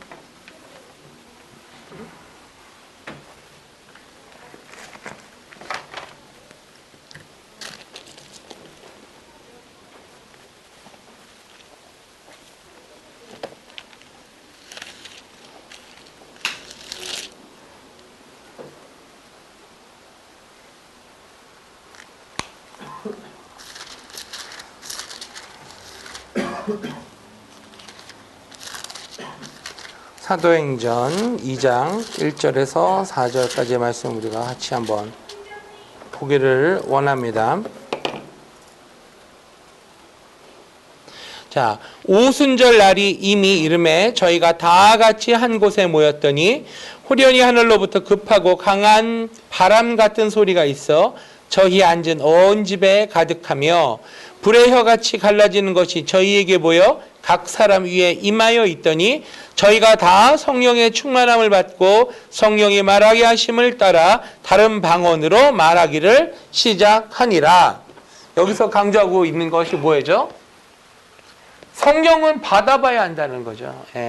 성령을 받아본 자만이 성령의 역사, 하나님의 역사, 예수님의 역사, 그리고 성경도 깨달아지게 되는 순간이 성령을 받은 그 순간부터 영적인 깨달음이 오는 거죠. 경험을 해봐야 된다는 거예요. 경험을. 그 다음 세 번째는 contemporary value system, 그 동시대적 가치 체계. 한국말이 더 어렵네. 같은 시대의 가치 체계. 뭐가 같은 시대냐? 초대교회에 일어났던 성령의 역사가 내가 살고 있는 현재 지금 삶의 자리에서 이루어져야 된다는 거예요. 뭐가? 성령의 역사가.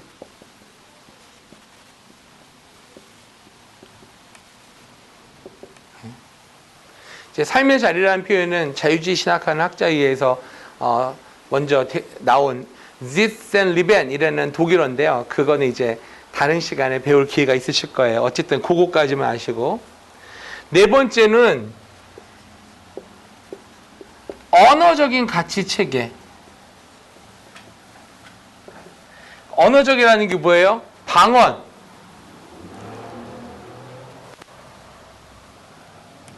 요엘서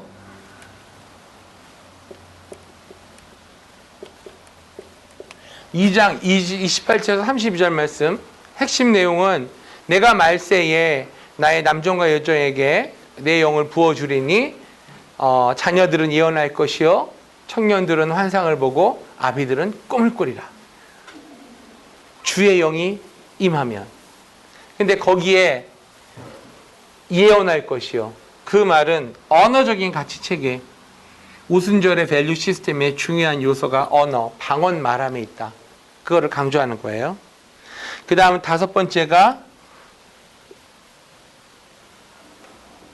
변혁적인 가치 체계, transformational value system.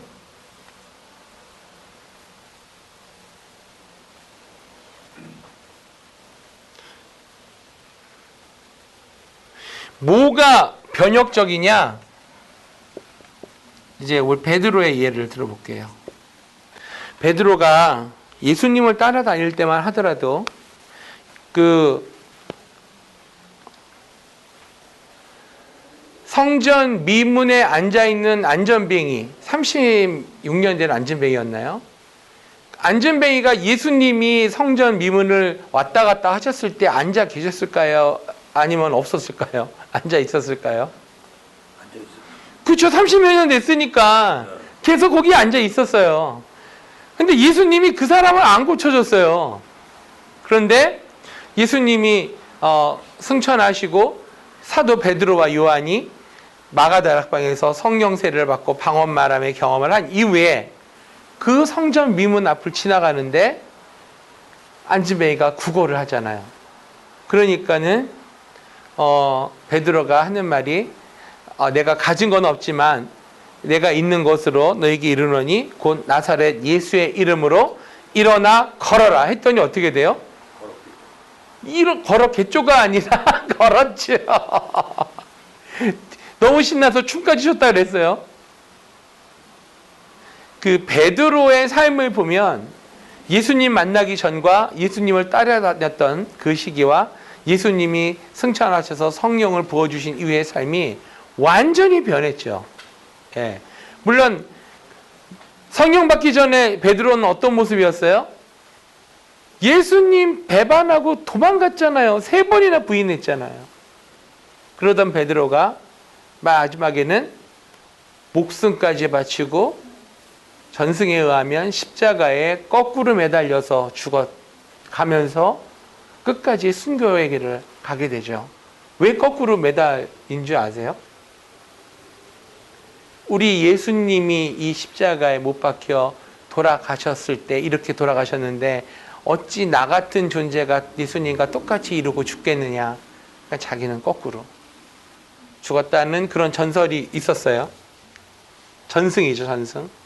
베드로의 삶 자체가 완전히 변혁적인 삶이었다.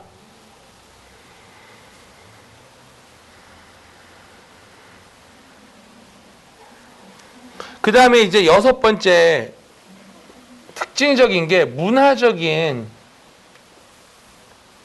가치 체계가 있다는 거예요. 그 오순절 성령 운동하는 그 교단, 교회의 특징이 뭔지 아세요? 미국이나 한국이나 공통점.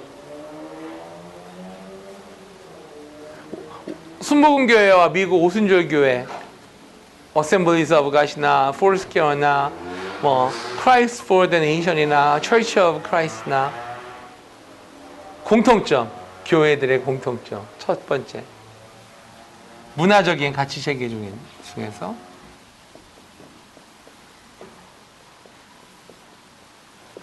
제가 뭐라고 썼죠? 시끄러워.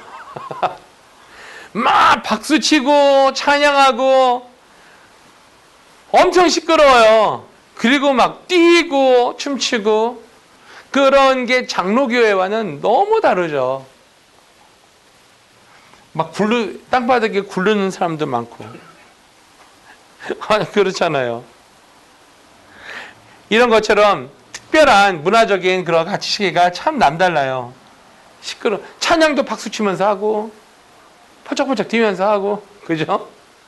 경건하게 교회에서 어떻게 감히 퍼쩍퍼쩍 뛰어요, 경망스럽게. 근데 오순절 교회는 안 그러거든요.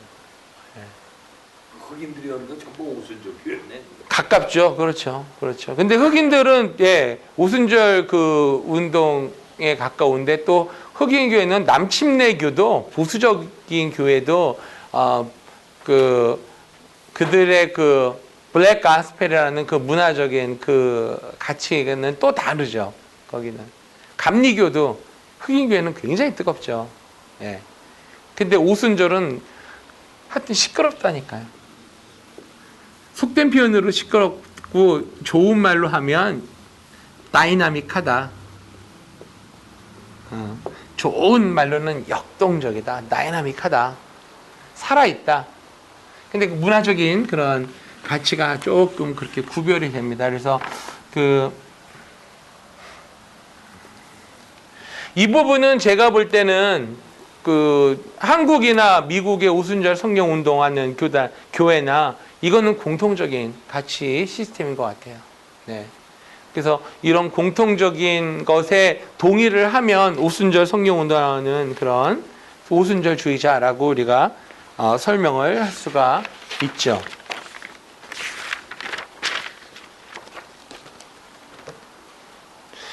오늘 계획대로 오늘의 강의 4번째 강의를 들어가겠습니다. 질문 있으세요? 궁금하신 거? 꼭 질문이 아니더라도, 예, 네. 좋습니다.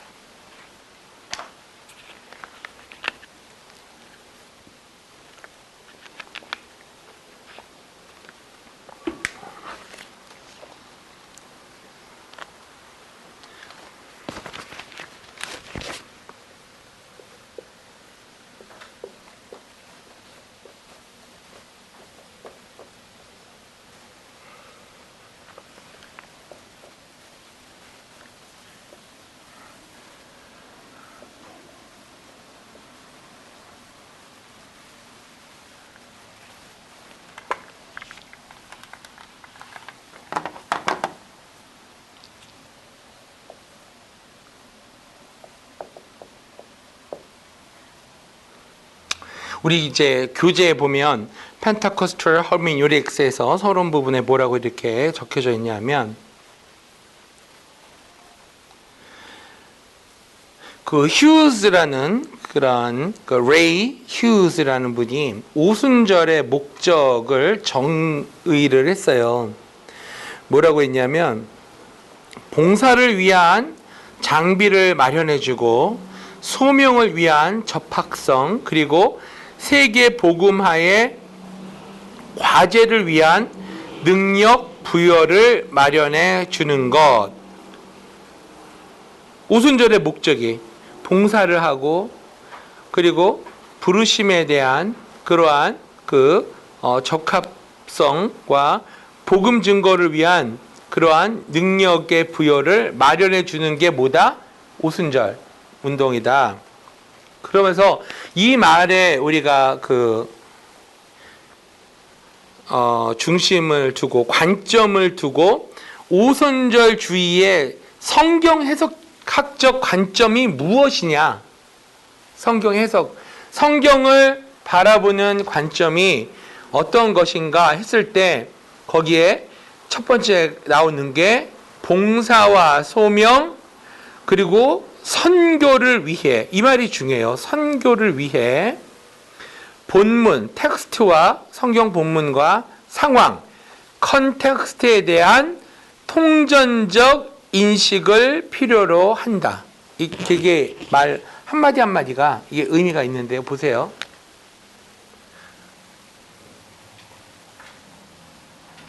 봉사와 소명 그리고 선교를 위한 본문의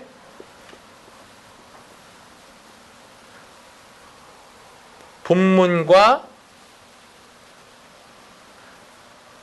현재 나의 상황에 대한 본문은 성경을 말하는 거예요. 성경은 몇천 년 전에 쓰여진 거잖아요. 컨텍스트는 내가 지금 살고 있는 환경을 말하는 거예요. 여기에 대한 뭐가 필요하다?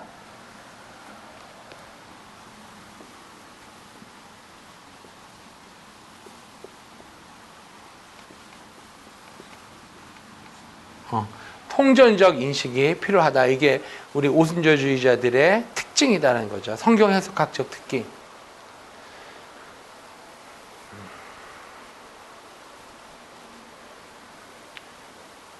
그래서 하나님의 말씀을 이해하는 데 있어서 이웃을 사랑하고 섬기는 것, 봉사, 그리고 소명이 뭐죠? 땅끝까지 이르러 복음을 전하는 거잖아요. 근데 그 선교를 감당함에 있어서 하나님의 말씀과 현재의 상황을 통전적으로 우리가 알아챈다는 거죠.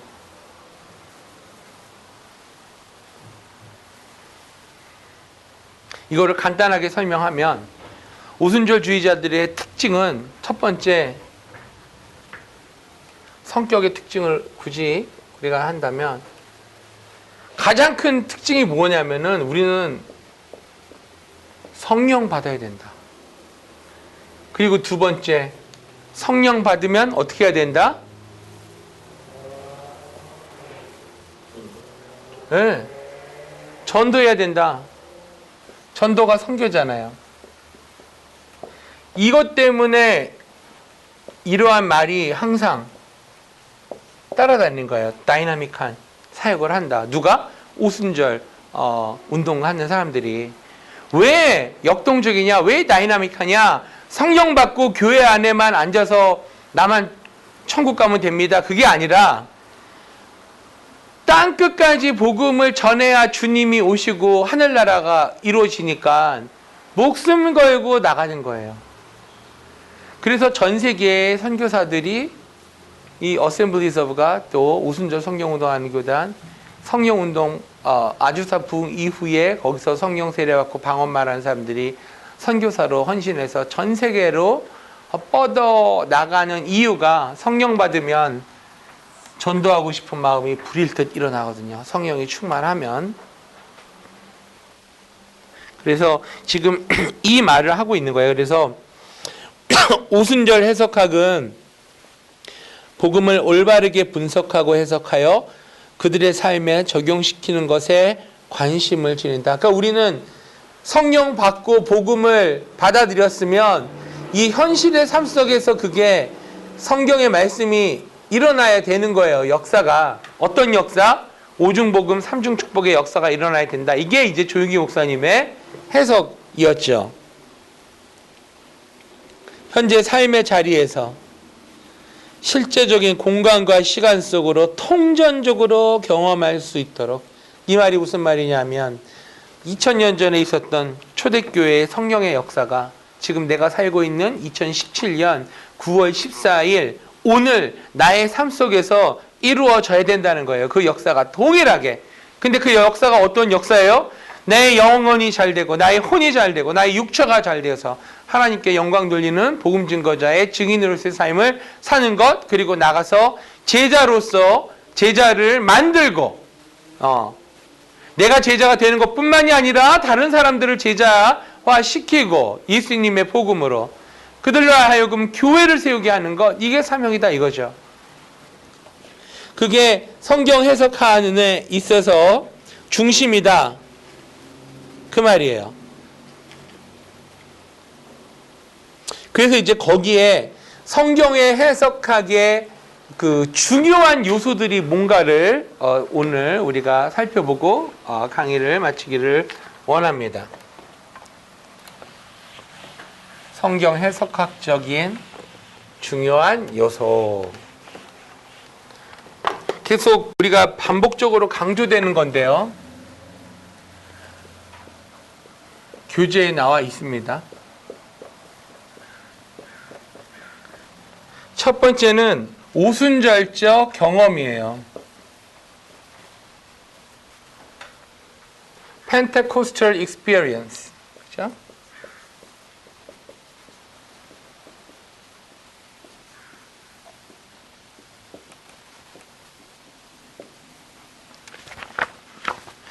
두 번째는 반복되는 말이 나오죠. 오순절적 역동성, 펜타코스탈 다이나믹 city.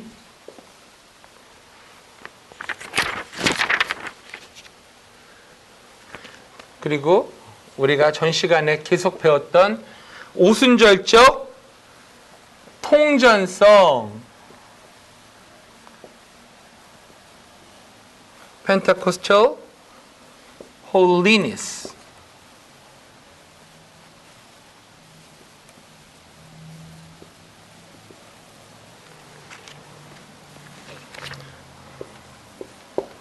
그리고 네 번째가 오순절적 실제성이라는 용어가 있어요.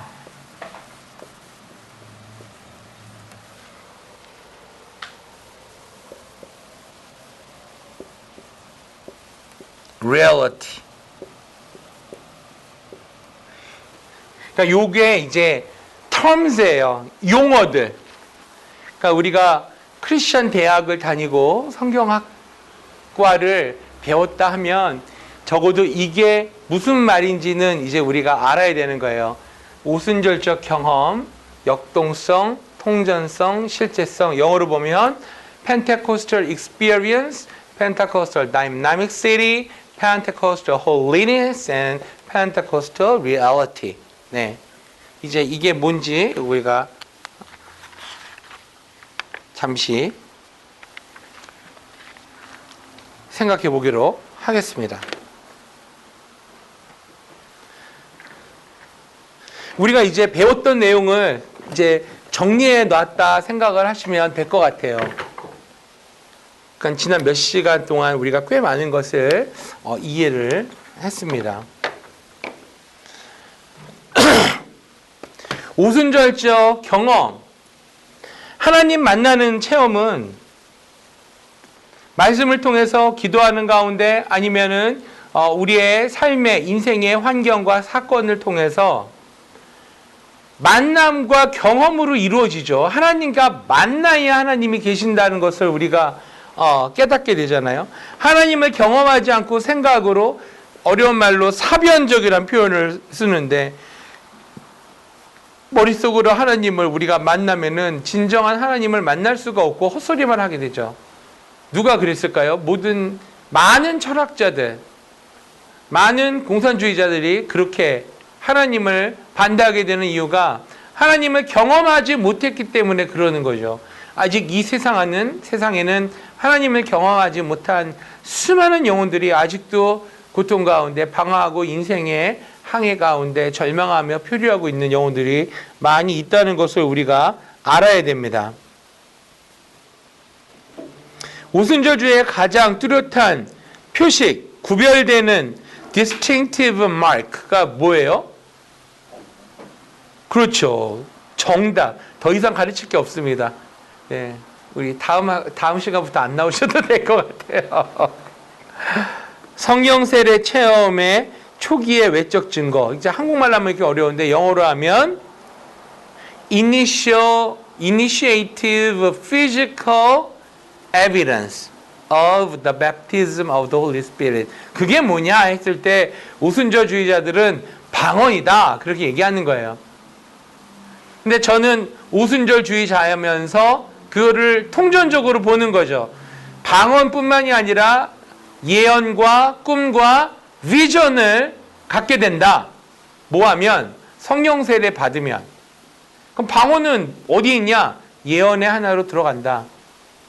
그게 저의 개인적인 해석이죠. 그리고 이거를 해석하는 저희 스승님이 계셨어요. Dr. John Stragich라는 우리 학교의 대학원 원장님이셨는데 지금은 그만두셨죠. 그러니까는 John's 학파라고 말할 수 있어요. 왜냐하면은 제가 물어봤어요. 그 교수님한테 이거를 전적으로 동의하고 믿는 사람이 몇 명이나 있냐? 목사님 제자들 중에 몇 명이나 나왔어요. 그랬더니 너 하나다 다 그러시더라고요.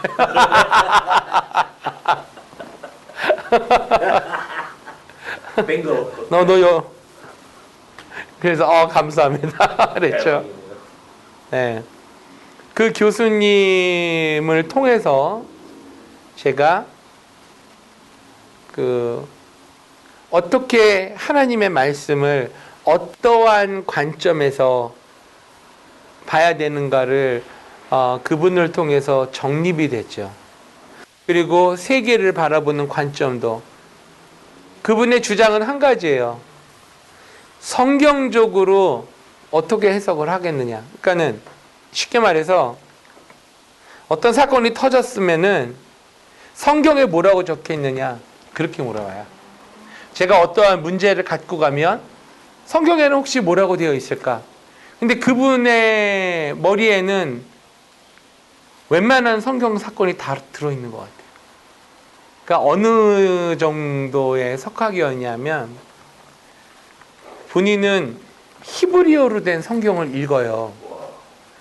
근데 수업 시간에 히브리어로 된 성경을 영어로 해석을 바로 하면서 읽는 거거든요.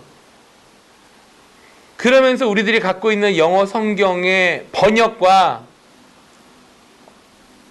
얼마나 틀리는지 얘기해 달라고 하면서 성경을 해석을 하세요.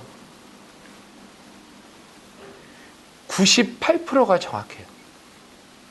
그러니까 그리고 히브리어만 그러냐? 그분이 구약 전공 박사시거든요.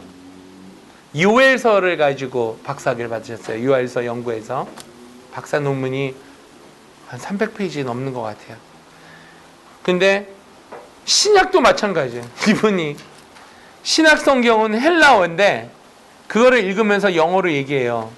그러면서 내 말이 너희들이 갖고 있는 성경하고 얼마나 다르냐고 모든 수업 시간에 모든 성경은 그분은 원어예요. 프레젠테이션 하는 것도 히브리어, 헬라어, 원어예요. 원어. 영어 성경 안 써요. 그리고 자기가 보면서 해석을 하는데 진짜 98%가 정확해요. 그러니까는 NIV 성경은 좀 안 맞는 데가 많은데 뭐 New King James Version이나 New American Standard Bible이나 좀 이런 King James Version에 가까운 이쪽 거는 거의 정확하더라고요. 그게 그 머리에 다 있으신 거예요.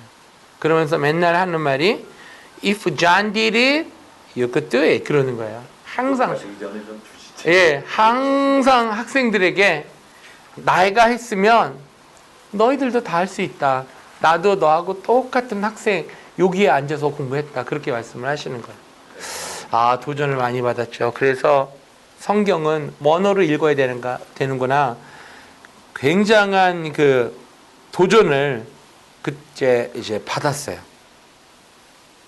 그래서 지금 이제 우리 요 내용에 대한 부분을 간략하게 이제 부연 설명을 하면, 그래서 오순절적 경험에 대해서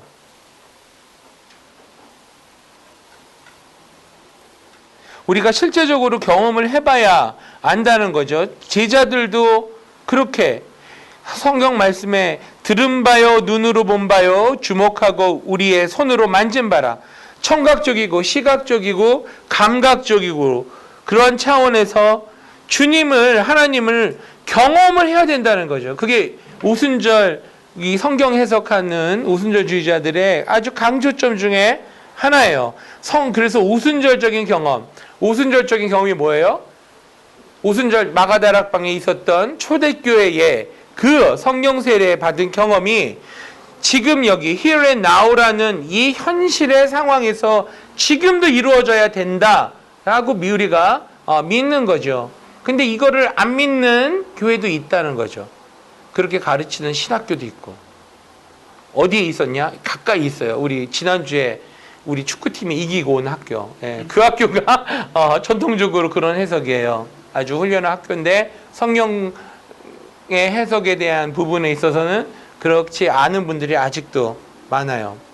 두 번째, 오순절적 경험의 오순절적 역동성에 대해서 우리가 말씀을 드려볼게요. 첫 번째는 은사적인 역동성, charismatic dynamicity. 이게 무슨 말이냐? 성령의 사역을 통해 각종 이적과 기적과 표적이 일어나잖아요. 사도들에 의해서. 그리고 많은 오순절 성령운동하는 목사님들에 의해서, 주의종들에 의해서 이 사역은 지금도 일어나고 있고, 조용기 목사님의 사역 가운데 보면 수많은 병자들이 고침을 받았잖아요.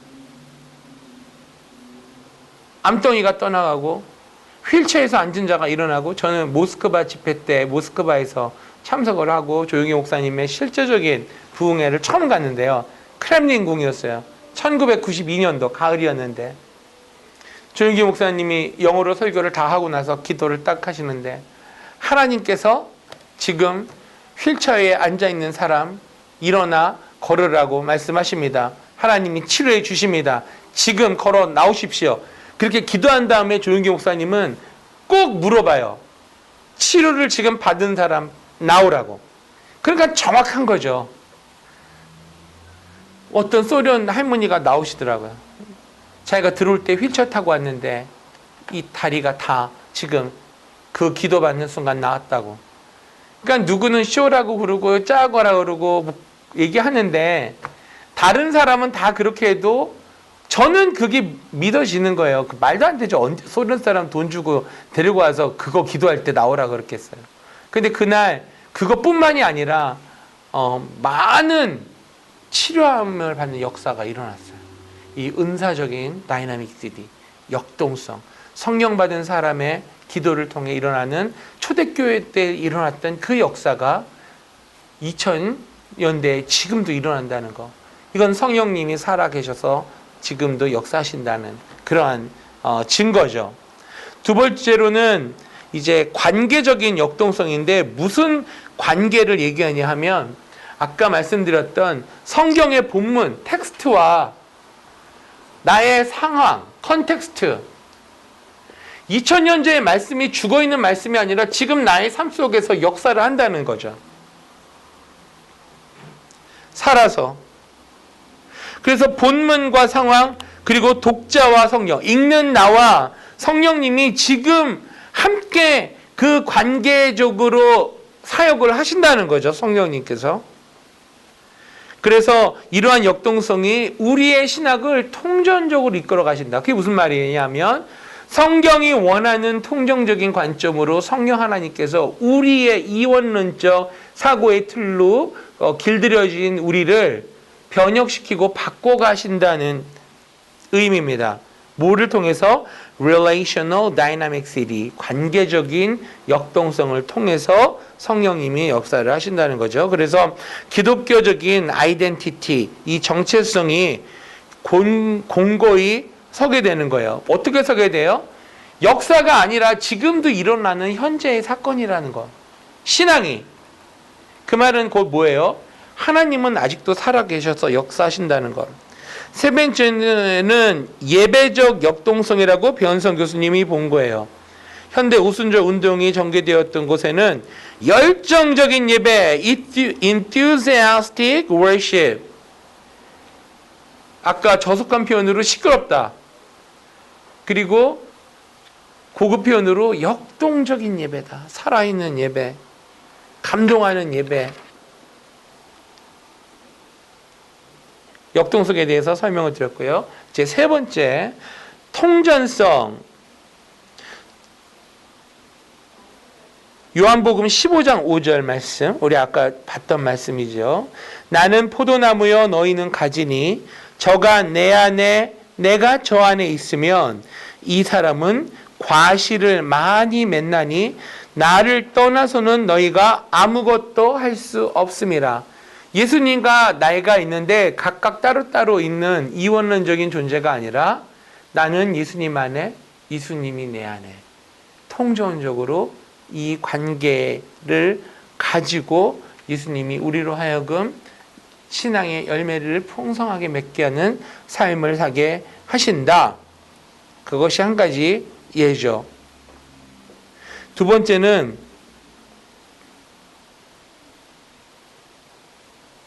방언에 있어서 제가 두 가지를 성경은 얘기한다고 말씀을 드렸죠.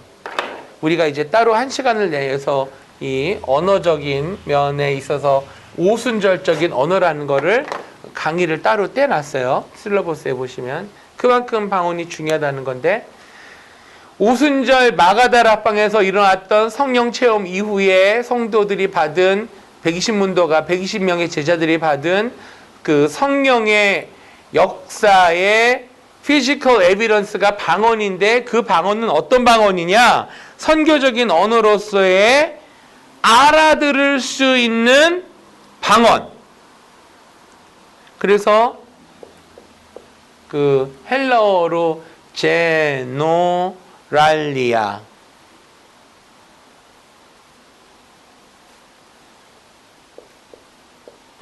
이제 그 헬라어는 다른 알파벳이지만 우리가 이해하기 쉽게 영어로 일단 썼어요. 이거는 뭐예요? 사도들이 받은 방언이 방언을 막 하는데 알아들을 수 있는 방언이에요. 그러니까 다른 나라의 말인 거예요. 다른 지방의 언어. 그런데 사도 바울이 그 말하고 언급하고 고린도 교회나 이런 데서 나왔던 방언은 알아들을 수 없는 방언이에요. 그거를 뭐라고 하냐면 글로소랄리아. 글로소랄리아 라는 방언이에요. 그러니까 헬라어도 그 두 개를 뚜렷하게 구분해서 얘기를 해요. 제노랄리아 방언과 글로소랄리아라는 방언. 글로소랄리아 방언은 뭐예요? 알아들을 수 없는 방언. 천사도 알아들을 수 없고 사탄도 알아들을 수 없고 인간도 알아들을 수 없고 오직 하나님과 나만 알아들 수 있어요. 얼마나 신비한 하나님의 선물이에요. 사탄이 어떻게 할 수가 없어. 왜? 군대에서 암호로만 말하는데 적군이 어떻게 알겠어요? 하나님이 우리와 이러한 커뮤니케이션을 하기를 원하신다는 거죠. 네. 이게 방언도 그래서 알아들을 수 있는 방언 제노랄리아와 알아들을 수 없는 방언 글로소랄리아의 통전적인 그런 형태로 우리에게 주어졌다는 거죠. 이걸 통전적으로 보지 않으면 어떤 일이 일어나겠어요? 지금 제노랄리아 방언이 아니니까 너희들이 하는 말은 귀신이 하는 말이야. 이런다니까요. 이게 이원론적 사고의 틀이죠. 제노랄리아. 그런데 그들은 성경에 또 한 부분에 나와 있는 글로소랄리아라는 것을 인정을 안 하는 거죠. 자기네들이 하나님인 거죠. 이거를 인정을 안 하는 거예요. 사도 바울은 이거를 언급을 했거든요. 글로소랄리아의 방언.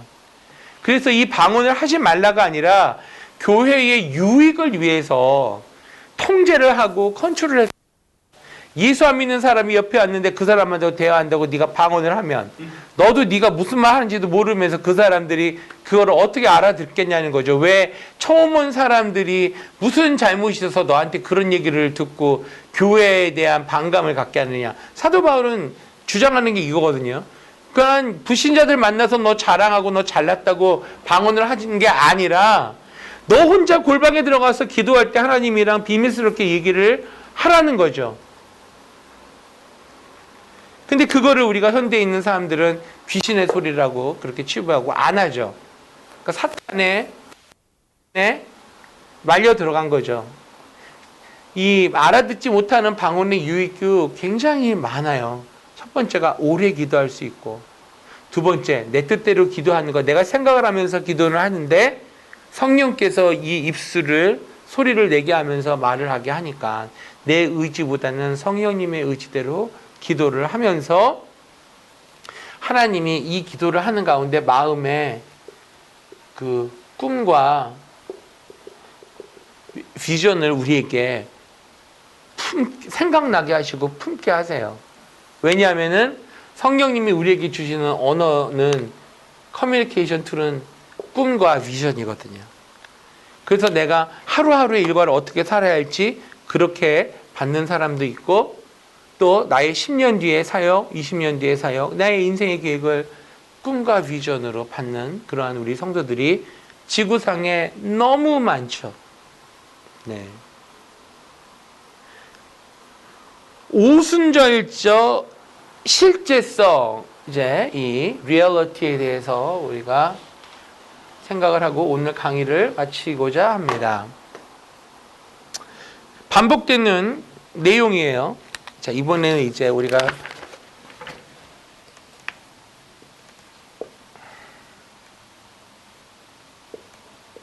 독일 말을 한번 써보겠습니다. 참고로 저는 독일어를 공부를 안 했어요. 저는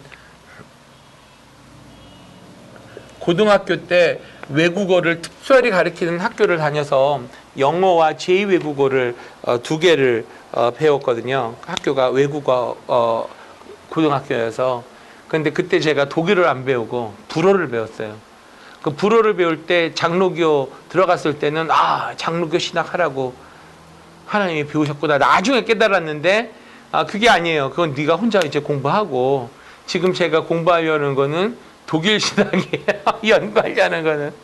그러니까 독일의 희망의 신학 주르기 몰트만을 연구를 하기 때문에 조윤기 목사님의 희망의 목회와 주르기 몰트만의 희망의 신학을 공부하면서 박사학위를 준비하기 때문에 독일어를 공부해야 되는데 이 혼자 독학을 지금 하고 있는데 이게 어떻게 될지 모르겠어요. 자, 이게 무슨 말이냐? Sitzen Leben. 이게 제 삶의 자리.